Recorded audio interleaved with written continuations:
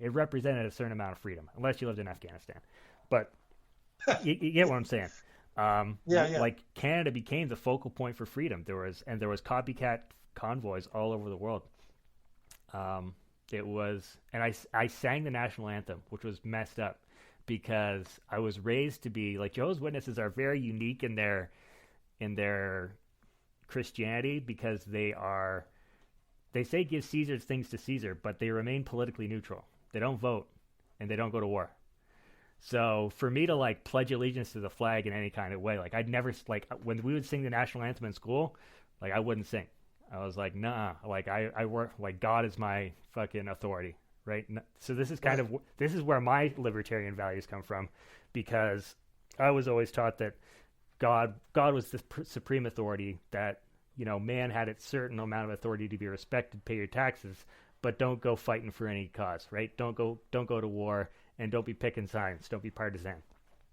So so this is kind of where I came from as far as the libertarianism, and I forget where I was going with that. That's okay. That's an interesting ideal, but I think it's horribly flawed. Because if you don't pick a side, someone's going to pick it for you. Yeah. And then you're going to end up like the Jehovah's Witnesses ended up during World War II, yeah, where you go to internment camps. Right. And you're not even fighting back. It's like, for crying out loud, fight back.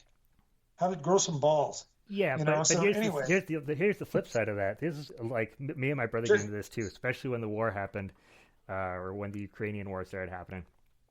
It's like if people were invading our soil, would you fight, right? And I still hold on to a lot of these extremely pacifist beliefs, and that like sure, if you were a Jehovah's Witness in Britain and France, and you decide not to go to war, you were leaving the good guys in the lurch kind of thing, right? But then the flip side of it is if you were in Germany and you decided not to fight, you were making the right decision, presumably, because you were withholding force from the bad guys, right? And my whole conundrum is there's so much corruption at so many levels that's blatant, open corruption.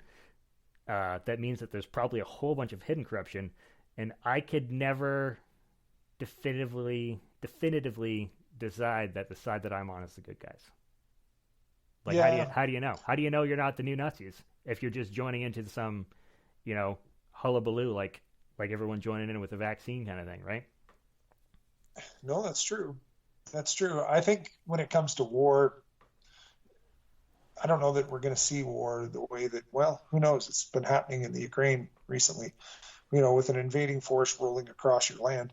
I think at that point, if you can't figure out that a bunch of guys coming to shoot you and steal your stuff is a bad thing. Right. And why wait until they're at your front door? Why not go meet them wherever they are? Right. Which, to some extent, yeah. I mean, that's a whole other thing. I hope we never have to deal with in our lifetime, mm-hmm. right? But yeah, it's interesting. Yeah. Anyway, that going back to the Freedom Convoy and how that was a turning point mm-hmm. globally. What's happened now, the Netherlands has been interesting to watch, right? Because the Netherlands was one of the places that hopped on board when the Freedom Convoy started. The Netherlands was one of the first ones to fly Canadian flags and have trucker convoys to support us and whatnot. Now the Netherlands has had their own battle, big time, with their federal government, because their federal government has been, for all intents and purposes, waging war on their farmers, mm-hmm. telling them that they have to reduce their size of their herds by 30%, that they have to reduce their use of fertilizers by 30%. And if they don't, they're going to lose their farms. The government would come in, take their farms away on them, and expropriate them from the farmers. So there's been protests going on for quite a while. Are you aware of what just happened in the elections in the Netherlands? I think you shared something with me about how the farmers formed their own party. Yeah, in 2019. It's a beautiful thing. It's a really beautiful thing, is that a party could be formed only 4 years ago, 3 or 4 years ago, 2019. And a very specific party that said, look, this is wrong, and we need to stand up against it. Yeah. And in 2023, have an election that determined and win the majority of the largest number of seats in their Senate. So is this what you're talking about? Was that federal, or was that like a more local governance? They have a very different governmental system than we do. So their provincial governments affect their federal control. Okay. I don't know exactly how it works, but I know that's how it works. So because the Farmers' Freedom Party had a landslide win, they ended up with 15 seats in the federal Senate. Yeah. The ruling party, the party that had been in control, that was trying to push all this stuff, is down to 10 seats.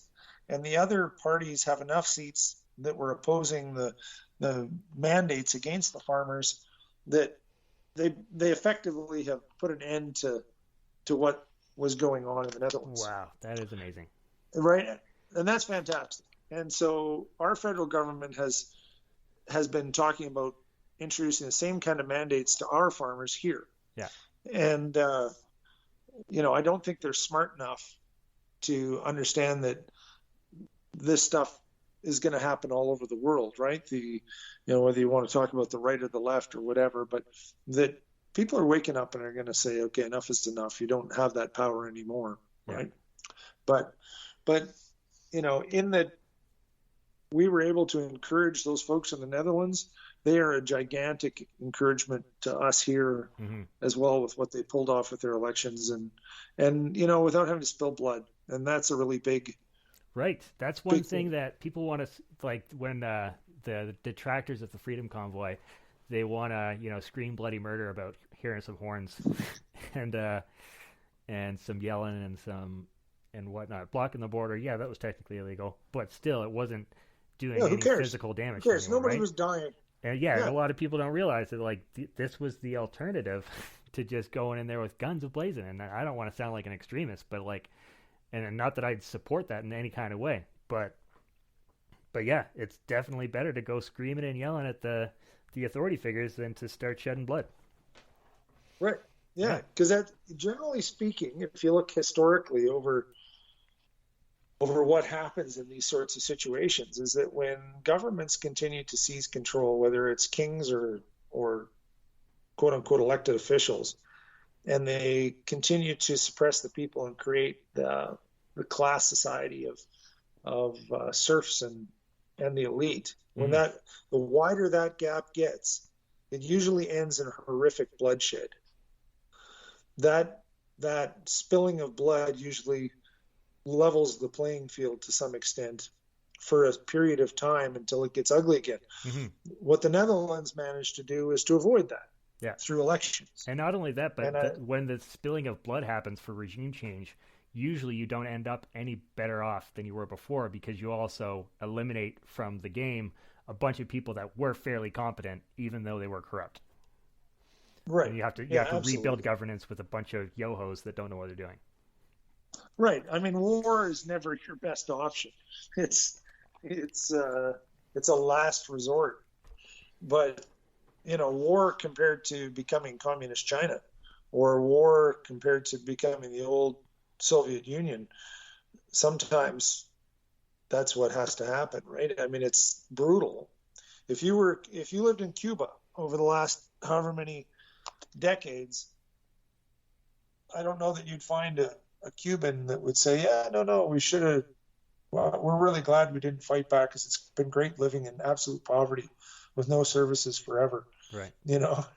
It's a horrible option, and that's partly why these dictatorial regimes, one of the, classic parts of their playbook is to disarm the public. Yeah. Right? One of their first things is to disarm them so that they can't fight back. Yeah. Take away their pitchforks and their torches. Yeah. And then we can do what we want. And, it's been happening all over the Western world. And they've been trying like crazy in Canada lately. And in the U.S. now, they're trying this stuff. And it's like, are you not paying attention? The U.S. is just a whole other ball of wax. It's like, you're not going to pull that off down there.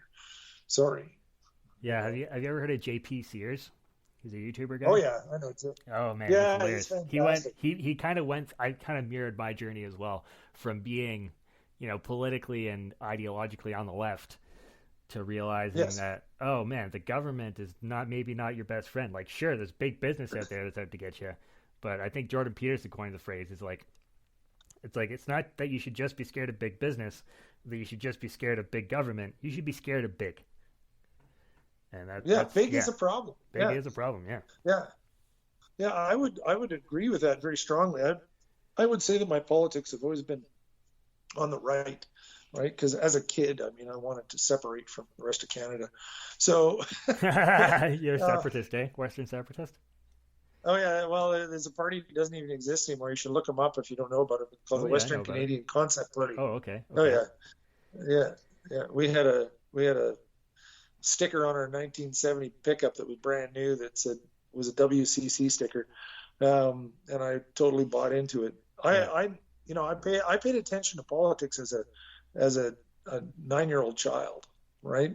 yeah, So I was engaged, which is kind of a bit weird, I guess, yeah. but yeah, it's it's interesting because I've seen a lot of prominent figures that would have been hard left-leaning prominent figures over the last 2 years in particular. I think the whole COVID thing has done more to have people look at the practicality of being center right than anything else. Hmm. And because the far right and the far left basically touch. They're both completely loopy.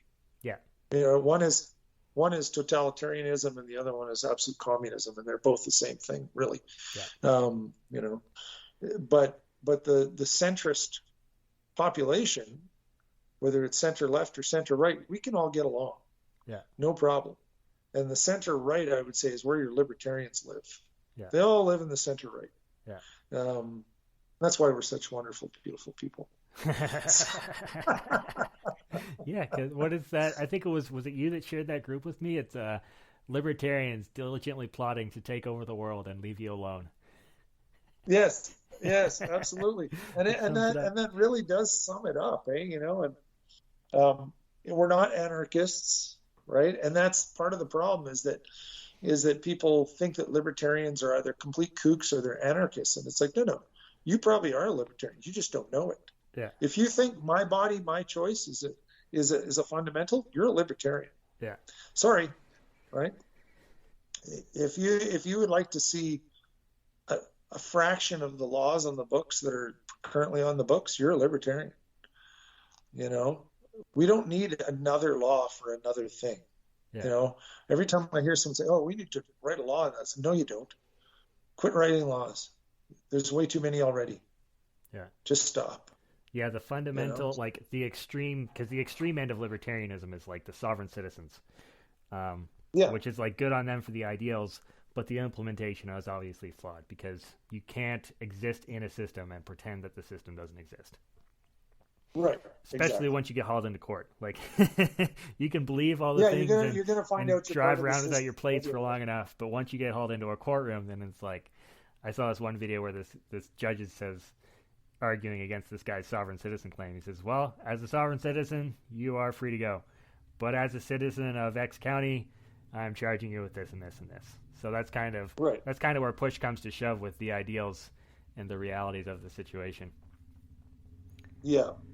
Yeah. And you're not going to be allowed to exist within a system without being in the system. Yeah, It's just yeah, not going to work. yeah. I've actually heard about.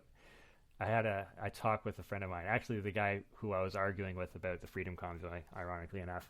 But he was talking about how there actually is a way to technically leave the system, to technically shut down. You know how your public your name is actually like a corporation.